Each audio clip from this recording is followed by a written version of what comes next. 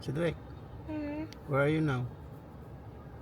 Oh yeah, we're in Edmonton. We're going to West Edmonton, And then, what? and then we're here at TNT already. Hi guys!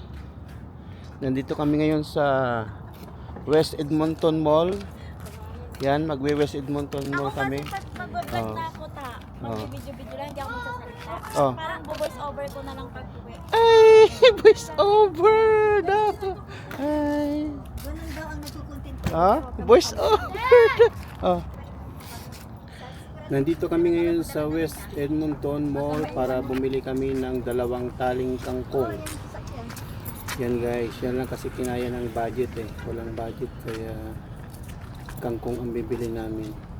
Bumiyahe kami ng 4 hours and a half para lang bumili ng kangkong. Ganyan kahirap ang kangkong dito guys, napakalayo.